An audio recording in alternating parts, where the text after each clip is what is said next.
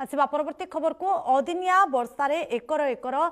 जमी रे धान कटा सबू पड़ी गजा हो गला भांगी पड़ी चाषी मेरुदंड बिल हुड़ारे बसी कांदुचंती चाषी कूल ऋण नहीं धान चाष करते चाषी अदिनिया वर्षा उजाड़ी देछि वर्षकर परिश्रम किभଳି सुझिबे ऋण वर्षकर धान पानी रे पड़ी गजा हो गला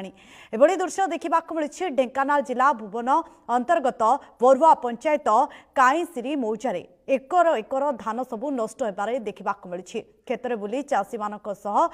कामाख्या नगर विधायक आलोचना करी क्षयक्षति जो माने होइछंती चाषी मानकु किभଳି क्षतिपूरण मिलिबो बोली विधायक शत्रुघ्न जेना कहछंती। भाग्यधर साहू ब्लॉक कृषि अधिकारी भुवन ब्लॉक आमर भुवन ब्लॉक रे 9000 हेक्टर धान चाष करा भारत को कहतु ओडिशा प्रदेश कहतु एठी समस्ते कृषि उपर निर्भर करथांती ठीक जो समय तार समस्त मेहनत कृषक श्रम देई उत्पादन करने समय जो अदिनिया वर्षा हला जो क्षति होती बहुत दुखर कथा एवं मुझे निजे आज आमर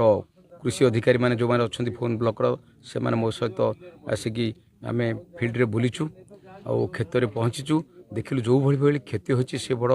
दुखदायक घटना एवं ये हूँ मोहन सरकार भारतीय जनता पार्टी सरकार जे कि कृषक मान सहित सबुबले अच्छी तेणु मोर आशा भरोसा आम निश्चित भाव में सरकार पाखे उपस्थापन करूँ जो आम 6-7 एकड़ बेले चाष करुँ मो पुटी मैंने इे साढ़े बुलूँ किसी करना आड़े देखु आज्ञा धान सब उजुड़ी गला काटिके पकई देचु मूलिया नहीं काटिदेली आउ किंतु भड़ा गोटे बांधि पारे ना से धान सब गछ होकर गजा है आ कौन करी एत पिला जो मन होती कौन करी मो डरिकी किसी कहबार ना